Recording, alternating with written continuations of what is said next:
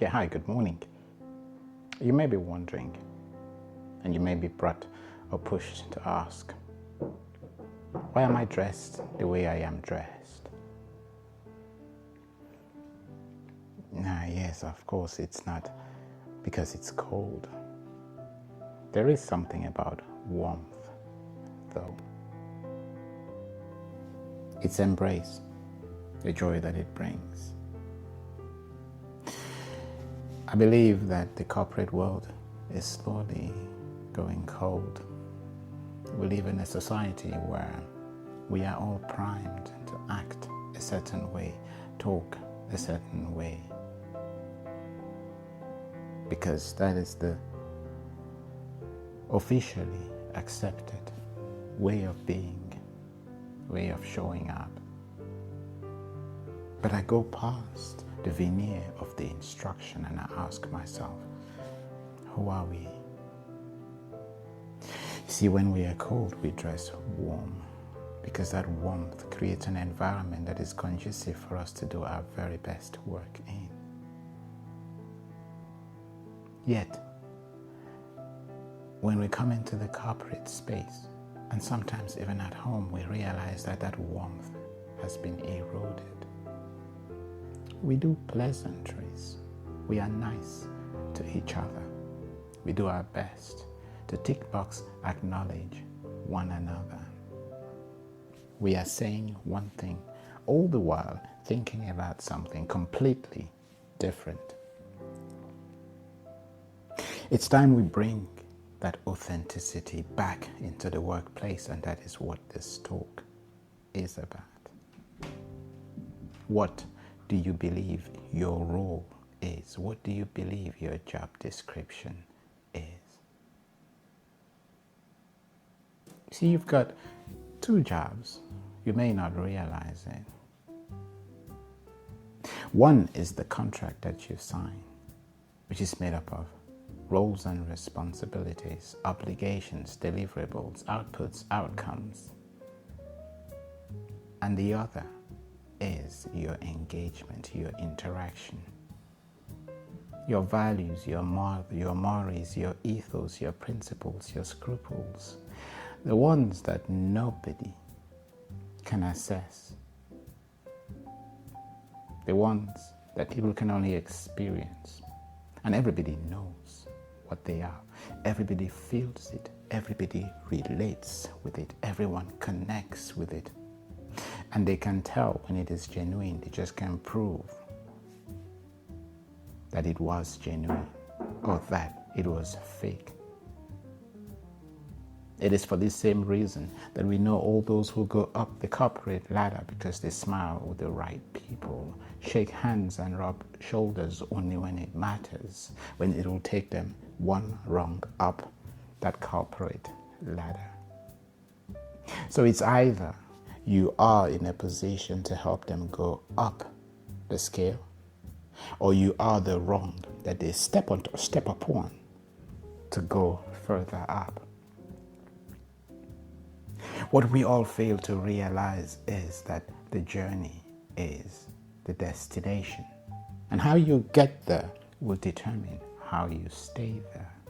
If you get there by stepping on others, then you will have to stay there by stepping on others. That is a lonely place. I'll say that again, so it can really sit in with you. If you get there by stepping on others, you will have to, of necessity, stay there by stepping on others. You don't get there by a set of rules that you follow, boxes that you tick.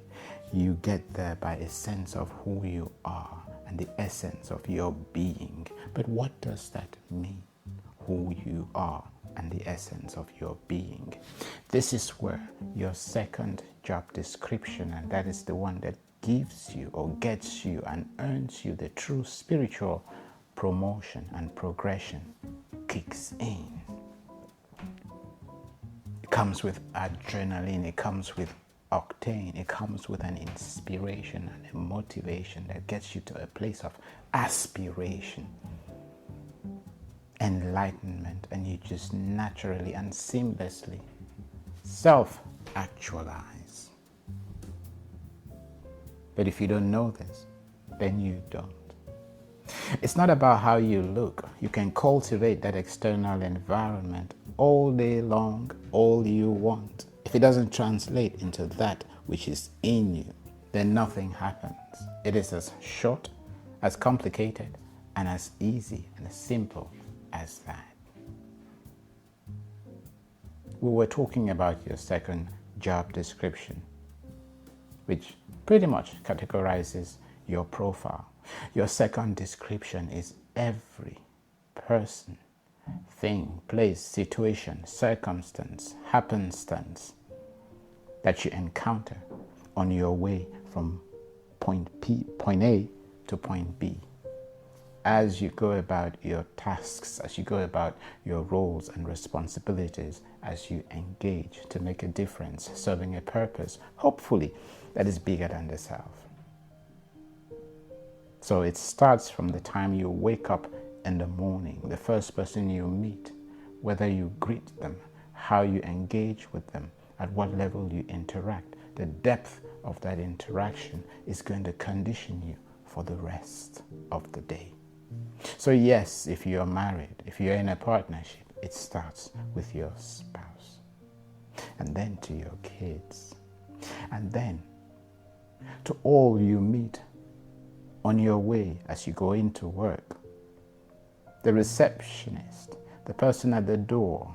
How do you engage with these people?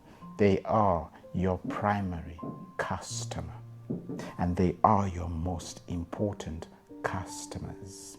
The ones who don't have anything to give you but a smile. And that smile is everything, in case you didn't notice. The ones from whom you benefit absolutely nothing. And yet they will determine the course of your trajectory, because success is not external. Success is internal. Success is not what's happening on the outside. Success is what's raging on the inside, your drive.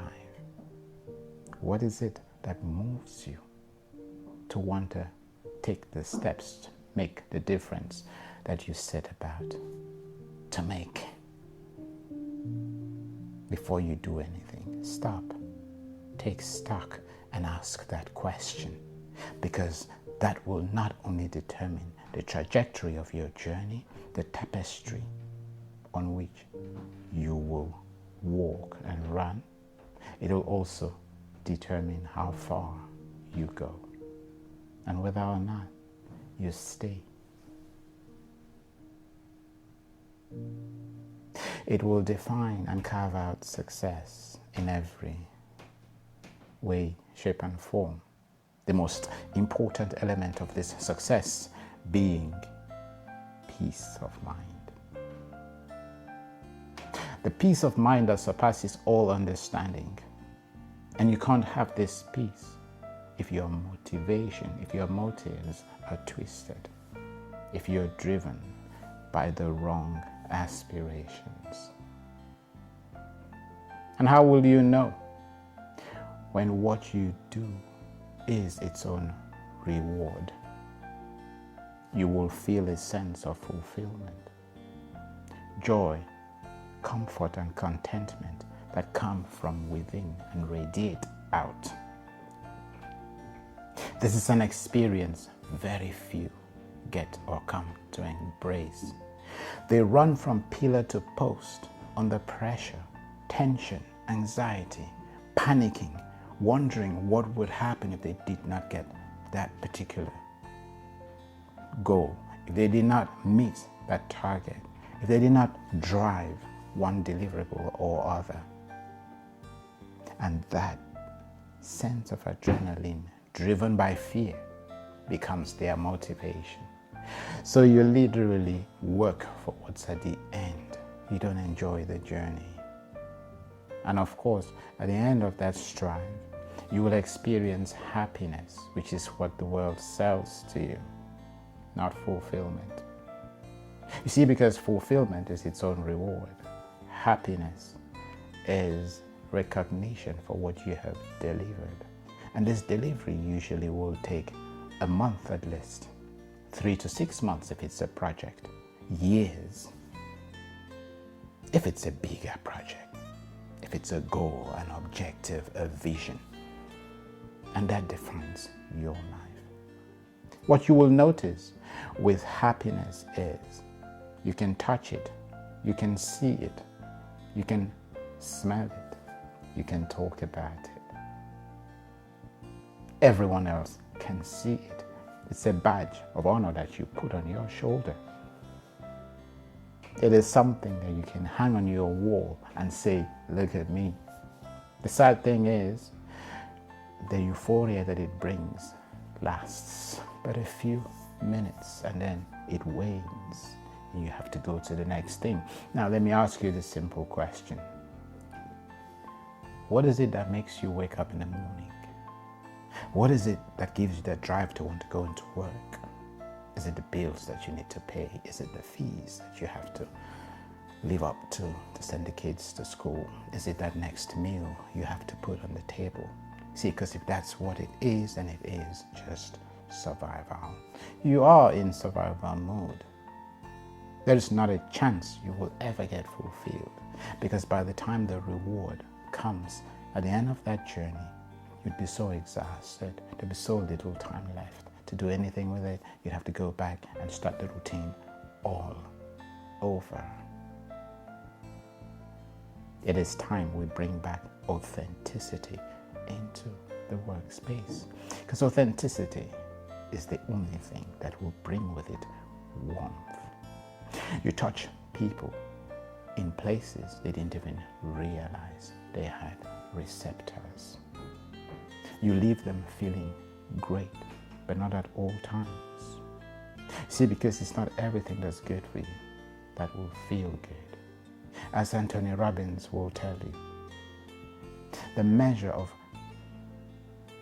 what you are doing and how much fulfillment it brings is cast in 3 concepts. The first is, does it feel good? It is the moral compass. Does it feel good? Is it good for you? Does it serve the greater good? And if you want to add to that, you may want to ask yourself the question, how do you feel when you engage in this activity? Does it inspire you to want to do more? Does this inspiration come from within, or is it external? Does it depend on the number of likes you get, the number of ticks you receive, the accolades you get on the shoulder, on your shoulder, the number of pats you get on your back? If the joy you feel depends on something outside of you,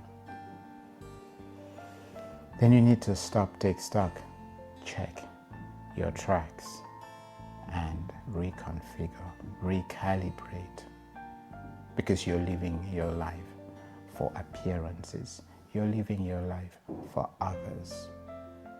And trust me, gaining approval that way is a recipe for disaster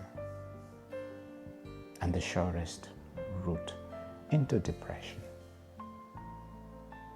Anyone who has been depressed, anyone who is depressed as I speak, will tell you that. Depression simply means the things you thought would bring you the joy you sought are bringing you nothing but misery and pain. That is depression. Not doing the things you know you're called to do, either because you look down on them or because we choose to be lazy and not do them, and these things catch up with us, catch on to us. And the laziness is just a side effect, because ultimately You and I know, beyond a shadow of a doubt, that the one thing that brings us fulfillment is productivity. When we feel productive, it brings us back to what is normally referred to as the 5, or is it the 6?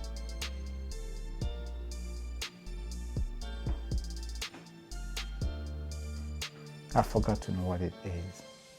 Now stay with me. I'll find myself in a minute. Hierarchy of needs. Have you ever been in a place, in a situation, in a headspace where you know that you know something, but for some reason you can't connect with it? Now that happens with me every now and then, and it happens with everybody, it happens to everyone, I'm so sure. Hierarchy of needs is something that I talk about in my sleep at all times. That need to be valued. See, there's the need to be loved. You don't need to do anything in order to be loved. It is something we get just for who we are. Our loved ones will love us regardless, irrespective of who we are. A mother will love her child, irrespective of who or what that child does. But appreciation, value, feeling significant is something that only comes as a direct function of something that we do or give in exchange, a difference that we make. And if we enjoy the journey, the process, because it's never, hardly ever an event, if we enjoy the process, we're home and dry. Because the thing that we do is its own reward, and nothing beats that. It's a bit like this talk that you and I, this conversation that you and I are having just now. I could not have prepared for this. It's something that just happened spontaneously. I jumped into this suit and I thought to myself, that's cozy, it's warm. Currently in the UK, and it's the fall. It's autumn, which means it's getting cold, very cold. In fact, it's wet outside as I speak. And guess what? It just occurred to me, it dawned on me, when I threw this on my body, that I felt warm. The environment was cozy, just got redefined. I came alive, and something in me just wanted to germinate, like a seed in fertile soil. And guess what comes out? This talk, this conversation between you and I. Notice I'm not focusing on appearances, and if you look at the borders of my jumpsuit, you will notice the hood is shaped in the form of love. Love that procreates, love that co-creates, love that gives, love that forgives, love that engenders, activates, enables, facilitates seamless communication and dialogue. And if you bring all of these in the same place, love that brings patience. Notice I started with love, I ended with patience. And infinite patience is love unconditional. So if you take your patience and you stretch it to and beyond its limits, to the point where it becomes inexorable, you have unconditional love. And with that, you become a miracle man and a miracle woman. Because it means there will never be a misunderstanding. Well, you will encounter and you will have to deal with misunderstandings, but you will never have to entertain conflicts. A misunderstanding simply means I put out something with one intention, you receive something else because you read it with an ulterior motive.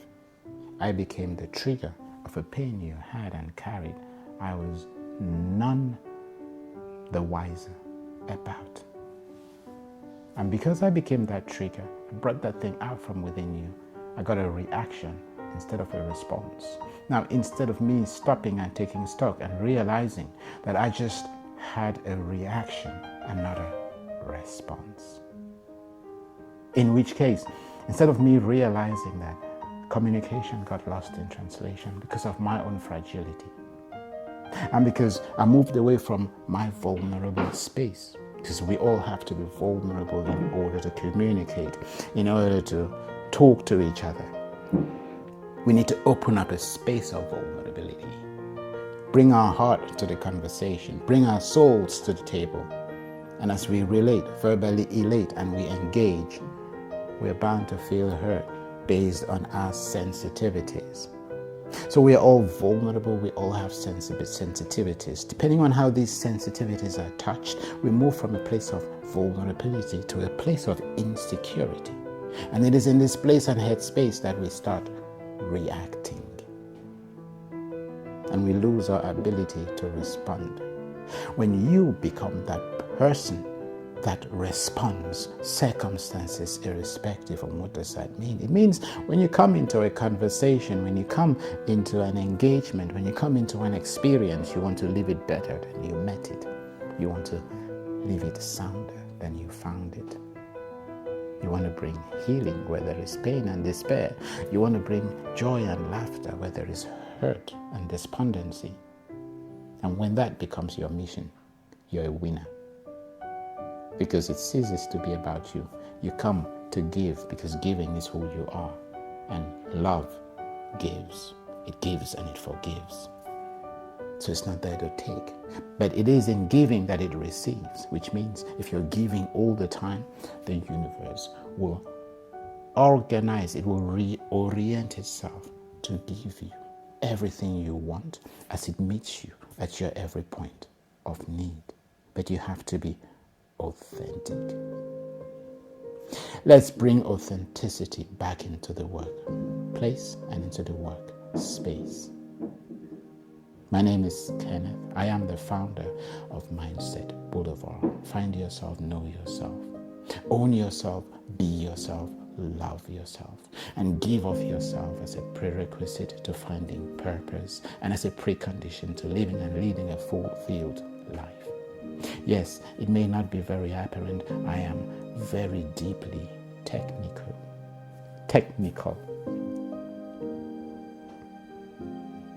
16 years in SAP, working in so many different areas under the banner of technical solution support, with a very strong backbone and background in the functional side across different solution-oriented projects. You name it, I have seen it. The challenges within the corporate world, from the top all the way to the bottom, how there are schisms, how the silos get formed, why they get formed, the comfort that we all want to live and be in, but that can't happen usually because the mission, while the mission and the vision really do not change, how we achieve what it is we aspire towards moves. It's a moving target. It shifts, reforms, reshapes. Just when you think you've found the answers, the questions begin to change. And some people hold on to what they know because it's comfortable. And stepping out of your comfort zone is not the easiest of things you can do. Yet it's what we're all called to do in order to find who we are. It is for this reason that I decided I was going to found an organization and deal with these problems as I saw them, not follow instructions, which sometimes, though they can be extremely well-intentioned, could be counterproductive because they don't take the holistic view. When you bring change to bear in a situation that has got deep, profound challenges. And what do I mean by challenges? Imagine You're trying to grow an organization in a particular area, and all the other bits and pieces that interact with that particular component you're bringing change to are decades ahead. As amazing as that initiative is, if it does not take into consideration where all the other parts of the organization are, it's just a project waiting to fail. It's just a recipe for disaster. Let's do something about the lighting. I'll be right back.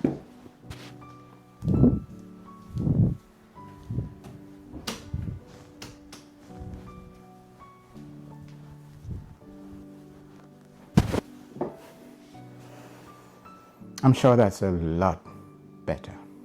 A bit too bright, one might say. But yes, you get the idea.